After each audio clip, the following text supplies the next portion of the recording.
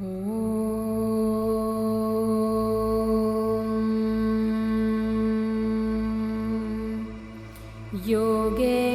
चित्तस्य पदेन वाचां मलं शरीरस्य च वैद्यकेन योपाकरोतं प्रवरं मुनीनां पतञ्जलिं प्राञ्जलिरानतोऽस्मि। आबाहुपुरुषाकारं शङ्खचक्रासिधारिणं सहस्रशिरसं श्वेतं प्रणमामि पतञ्जलिम्।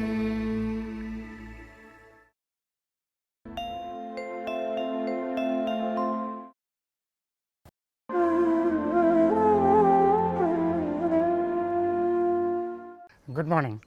It was wonderful watching 26 episodes. Each episode was very detailed and informative, and you have touched various aspects of Iyengar Yoga. This being a concluding session, do you have any guidance for the viewers as to what they should adapt in their practice? So until now, just to sum it up, in every one of these episodes, as you said, we've been discussing asanas, looking at them in detail, how to do the classical pose, how to do variations with props, how to address certain conditions, etc. But these are basically done to give you a fundamental understanding of asanas itself. But practice is actually a whole different world.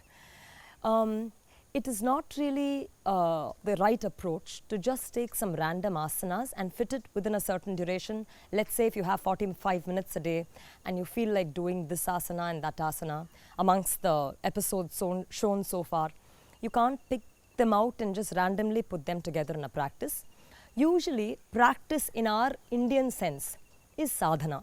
Sadhana is an intense term. It's a term for a very arduous, dedicated, uninterrupted practice. When you do an asana should be a sadhana which is very penetrative on the inner body. You're able to look inside, you're able to get absorbed, your vision, eyes, organs of perceptions like the ears, it should be able to hear the rhythm of the body inside. Your eyes should be able to see the movement of the asana or the way the asana operates on the inner body.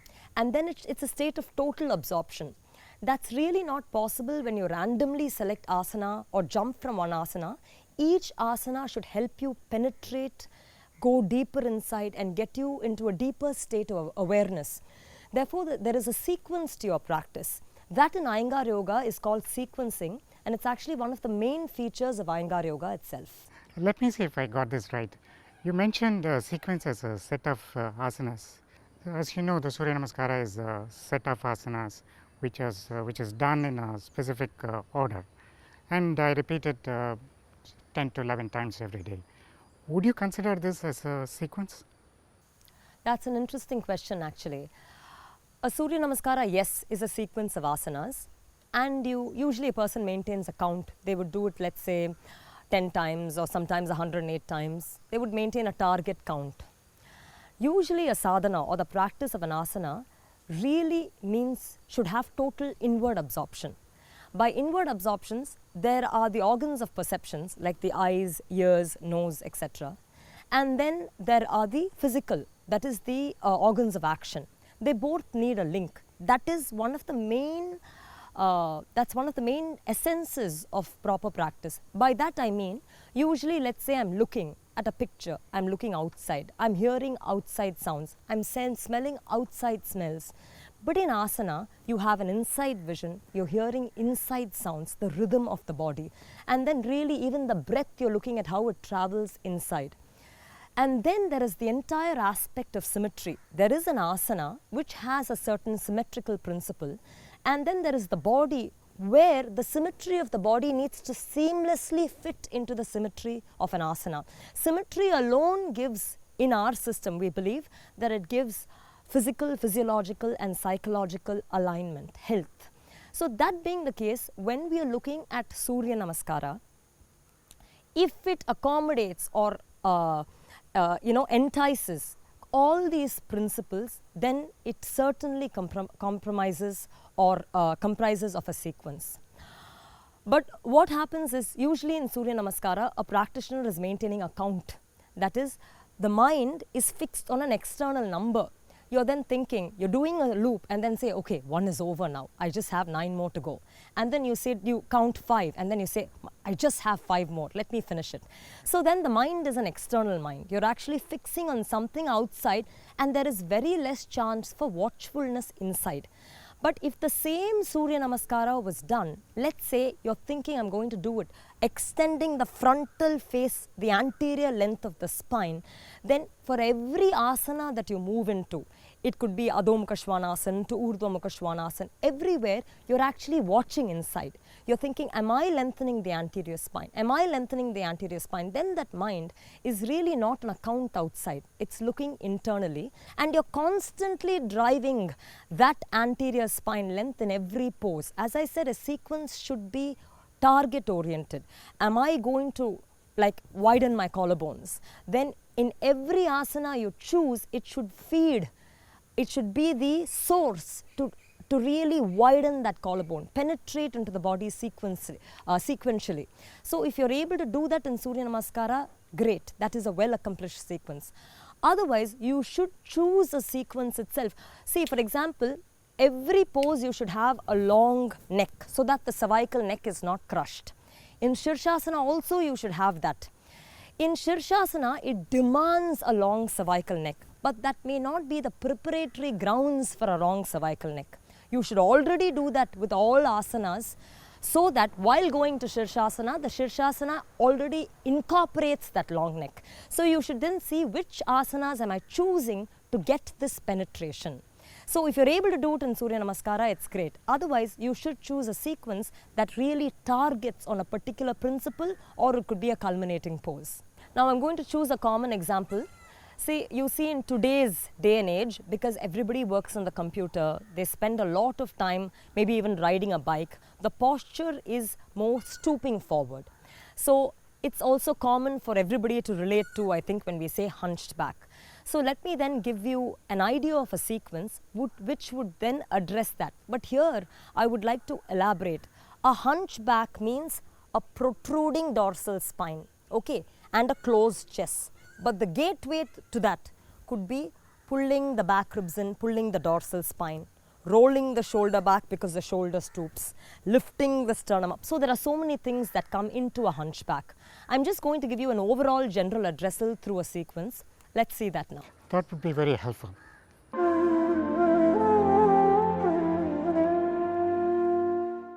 So now we are giving you an example of a sequence. Again, a well-established sequence takes quite some time, around 2.5 hours. I'm just giving you a sample, and this is to address a common relatable condition, hunched back, or where the spine is stooping forward. We will now start with Tadasana as the first asana in this sequence. In Tadasana, the student stands with the collarbones wide, shoulder rolled back, chest up, chest, that is the entire chest away from the diaphragm, back ribs in. Now, we are looking at reversing a hunched back, which means the protrusion of the dorsal spine should be pulled in. For that, I would like the student to interlock their hands behind the back. I'll show you. You can turn the other side. As you can see, he's interlocked the hands behind, approximately in line with the top buttock. So the hands are lightly up. Then rolling the shoulder sharply back and aligning the elbows centrally. Why I say that is the elbow, if it flares out, it will again stoop the shoulder forward. So the elbows need to be aligned medially, and aligning the elbows medially, pulling the dorsal spine into the body. That is dorsal spine towards sternum. Pulling it in, I would like the practitioner to then lengthen the interlock down. As the interlock lengthens down, you have to really pump the body and lift the chest up. As the arm lengthens, the chest lifts up more, rolling the shoulder back with the throat soft. This is the first asana that we would be approaching. This interlock needs to be done on both sides. One side, one little finger is free. When I change it, the other side, that is, if it's the right, then the left little finger will become free for the other side. After this asana, the next one that we are going to is Urdhva Baddanguli Asana. I'd like to add a bit of detail. Here we are doing it with the usage of many very minimal props. But if you had more props, you could also approach this sequence in various ways. This is the approach that we are taking today. In Urdhva Baddanguli Asana, you take your hands in front. Once again, interlock your hands. As mentioned, the first time you interlock, one little finger will be down. You have to make sure you're repeating it for the second time where the other little finger is down. Now proceeding further, here this interlock is inverted. Now when you invert this interlock itself, you should not alienate the chest. That is, you shouldn't push the interlock out and hunch your back. The inverting of the interlock itself should come from the spine. That is the way you have to mindfully mobilize the spine.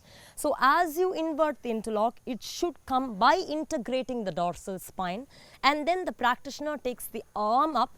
Every time the arm goes up, the intercostal muscles or the side body should lengthen.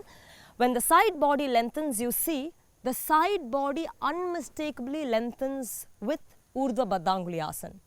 The practitioner then has to go to the sternum, which as I showed you could be caved in. He has to project the bottom sternum out and then raise it up. To do this, the arm should be behind the ear. Now as you can see, the arm is clearly behind the ear, and this arm going back action, I'll show you the difference. When the arm comes in front, the body drops, the chest drops, it invites a hunch.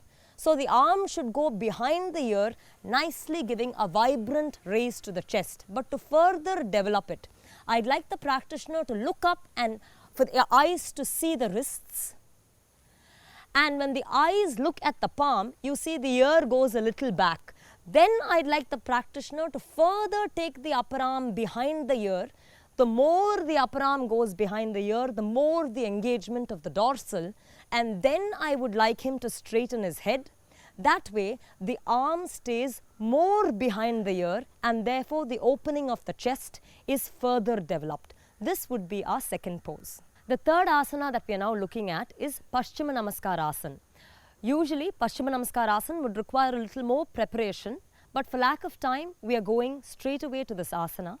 In Paschima Namaskar Asana, it is where the Namaskara is coming aligned with the back body. At this, it would be at the dorsal spine. To go into the Paschima Namaskar Asana pose, we widen the shoulder, raise the chest, pull the back ribs in, interlock the arms behind the body, the palms behind the body. We invert the interlock and really climb the Namaskara up the back until it goes towards the dorsal spine. As you can see, when the body hunches, the dorsal spine protrudes. So the fact that you have a Namaskara there really pushes that dorsal spine front towards the sternum.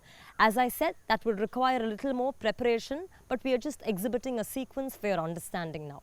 So in this Paschim Namaskara, it's important that the shoulder is wide and rolled back, but even more, there is a possibility that when a person goes to Paschim Namaskara, when the arm goes up, the elbows protrude forward. That will still not serve the purpose because the spine would collapse, the chest would collapse. So here the elbows have to be driven to the backmost point possible.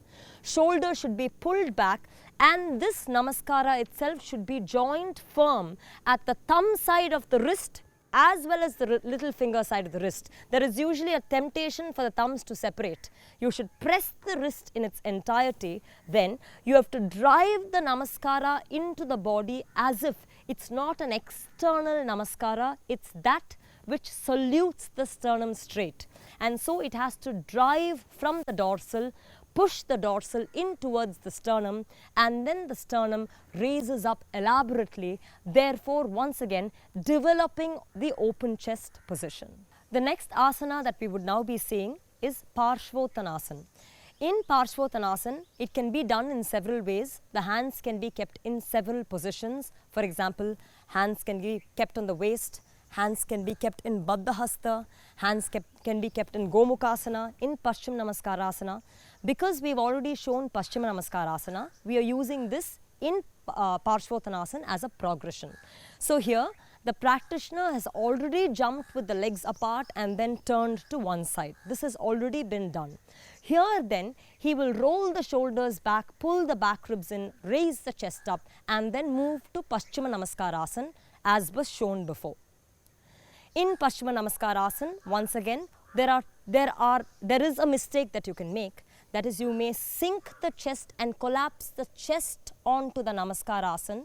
That is a wrong composition, wrong approach to the asana.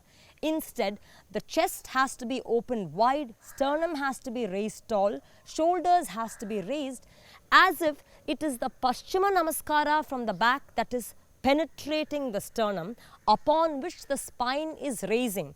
So the first one is a fallen spine. The second one is using the injection of the Paschima Namaskara from dorsal to sternum. The spine has to be built in length over it.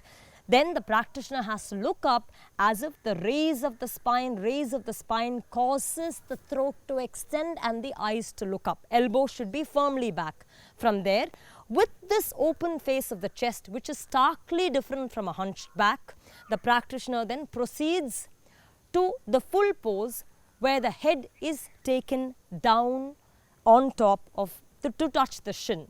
Here once again, you must watch that the elbows are up so that the Namaskara can be firmly placed dorsal to sternum, and then pressing the feet, leading with the sternum forward. The touch of the Namaskara from dorsal to sternum must always be looked at.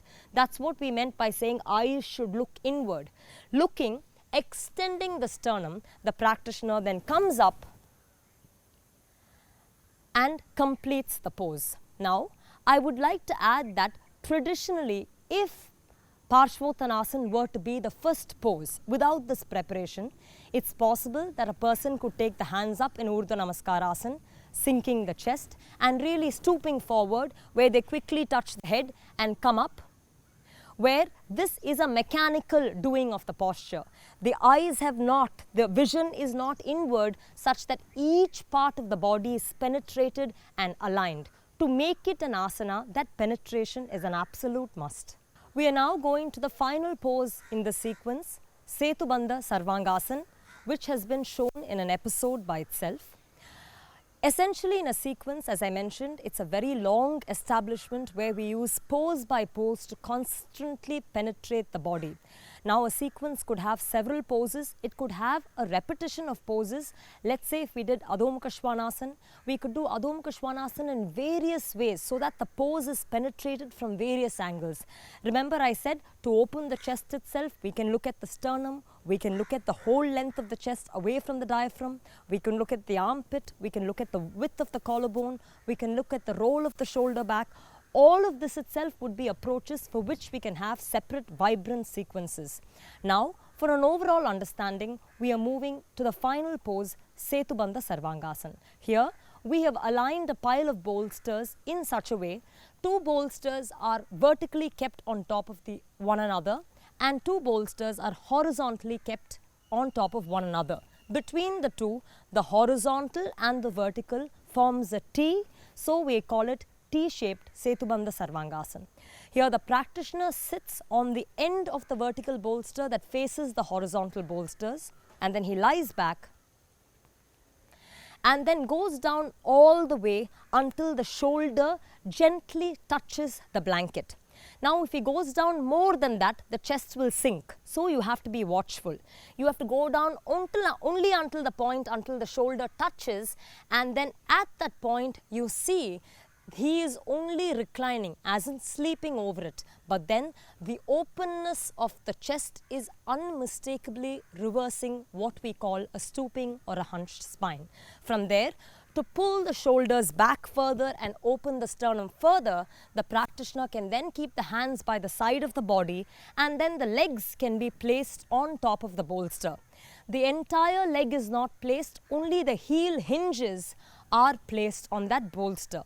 Now, we usually end a sequence with some kind of a restorative pose. As you can see, this comes in the section of restorative pose. The practitioner can sleep, actually lie down and rest in it, because the pose by itself, the proper arrangements, as has been geniusly proposed by Guruji, once the practitioner reclines in it, that itself establishes a fully open spine, a robustly open chest, and a full restive relaxation for the body. This would be the final pose in this sequence. Now we will see how to come out of this asana. The practitioner bends the legs and puts it by the side of the bolster, and then he has to roll to the head side, the side on which the head is, until the buttock is completely rested on the ground. Then he turns to the right side with the right hand under the head like a pillow, then pressing the left palm on the ground. He then gently looks down slightly and comes up.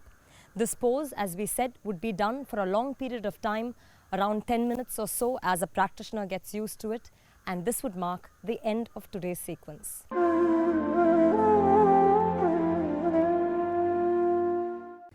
It was nice to see how you put together the sequence of asanas with specific instruction to address the hunchback issue, especially where you showed combining the Paschima Namaskara asana with Parshvotthasana. We could distinctly see it removed the hunch. Now I have a follow-up question. When you started the sequence, you started with the Tadasana and ended with the Setubandha Sarvangasana. This sequence has to be followed in a specific order, or can I mix and match the asanas? See, that's a good question. You've actually mentioned that, and as we saw, the entire sequence was addressing the curvature or the hunch of the spine. Now, as you noticed, we started with Tadasana, we started with plain Tadasana and then interlocked our hands behind, which itself is a progression. To interlock the hands behind itself, you needed to have something ahead of it. And then for Paschim Namaskarasana, it needed the preparation of the before too. Just like when you read a story, you read a start, you have an end, and then there is a middle when you're reading a book. Now, if I were to shuffle the pages and put it in any order, it doesn't really make a story. In that manner, when we are looking at a sequence has a definitive approach. It has a start, it has a finish, and it has a middle. When we are looking at a class or a practice, the practice doesn't start with the first asana. It first starts with an invocation. What really happens is a person may come to class from work or from a family situation or fighting through traffic, and so their frame of mind itself is now stuck with some issue that is outside class. So when we talk or start with an invocation, it's self-absorbing. They get to kind of focus inward. They go away from those situations that they came from. So the class doesn't start only with an asana, it starts right at the time of an invocation, because that's where your first invitation to go inward is. Now, after you do that, we progressively build an asana so that each step gives a gateway for the next asana and a gateway to penetrate deep within also. With every succeeding asana, we are building symmetry, we are building penetration, and we are going either towards the culminating pose or we are driving a principle more intensely. There is an intelligence in the sequence itself. It's not in any random order. It has to be progressive and it has to be penetrative. This has been a very informative session. Is there anything else you would like to add? Yes. As we earlier mentioned, this episode is about the guidelines for practice itself. There is one more key aspect of Iyengar Yoga. Usually we don't move from pose to pose rapidly. Our concept of asana itself is a state of total absorption, awareness and reflection. So when we go to a pose, we have so many instructions. These instructions, as mentioned several times earlier, help take us inward. But then we have to give enough time to be able to observe and then make cognitive, corrective changes wherever we need to. So the length of time for which we stay in an asana in Iyengar Yoga is longer. Of course, for a beginner, it's a different approach. They need to get the full feel of an asana itself, so they don't go into nuances. A beginner usually will try and do the full pose to their best capacities to understand the wholeness of an asana. And then as you proceed, as you practice longer, that is, as you proceed in your length of sadhana, a person would then stay for a longer duration to be able to observe plainly and then make corrections wherever necessary. So there is a length of time that we need to think about. It's been a privilege and honor to be part of this program, especially during the birth centenary of Guruji Shri B.K.S.Iyengar. I would like to conclude with my pranams to Guruji and to you. Thank you.